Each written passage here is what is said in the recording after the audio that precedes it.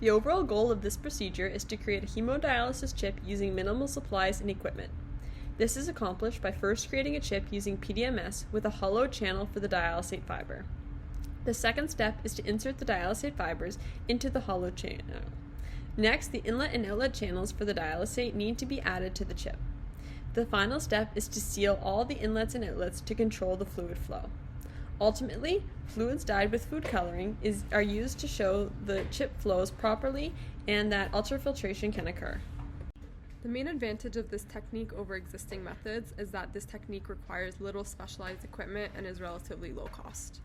This method can help answer key questions in the hemodialysis field, such as whether some compounds can be removed from the blood by hemodialysis and at what rate. The first step is to create the PDMS mold by inserting two 18-gauge needles into a petri dish in order to create a hollow channel. The second step is to create the PDMS that will be poured into the mold. The PDMS is a 9:1 ratio of a silicon base to a curing agent. The mold is then placed inside a vacuum chamber to eliminate air bubbles for 2 hours. After 48 hours, the PDMS has set. The two needles are removed from the mold, and using a scalpel, the chip is cut away from the mold. The third step is to place two 26-gauge needles into the main channel to act as an inlet and an outlet for the dialysate fluid. Next, fluid is injected in these needles to ensure their correct positioning.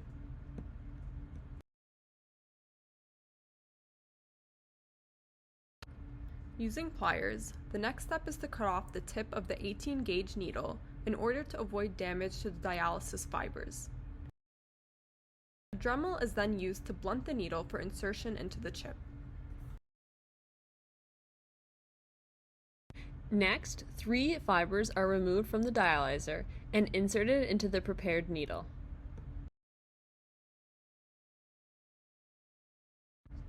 The needle with the fibers are then gently inserted into the hollow channel, and the needle is then retracted to the end to allow the fibers to remain in the channel.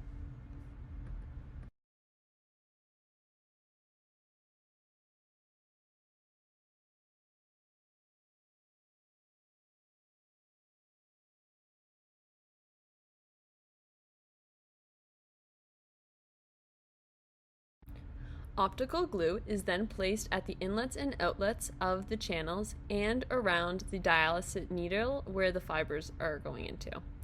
The entire chip is placed in a UV chamber to cure for 30 seconds at 50% intensity.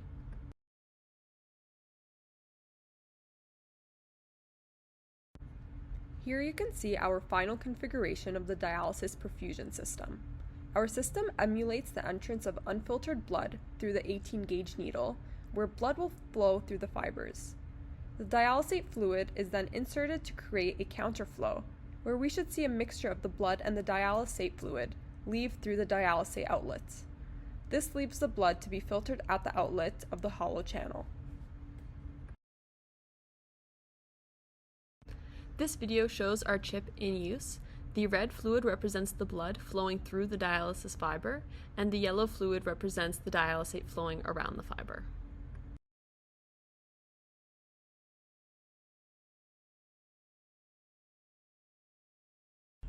While attempting this procedure, it's important to remember to always wear PPE, so this would include a lab coat and gloves when creating the PDMS mold, and it's always good practice to wear UV goggles when dealing with the UV chamber and the optical glue. Also, be very careful when working with the needles. After watching this video, you should have a good understanding of how to create a hemodialysis chip using PDMS and needles.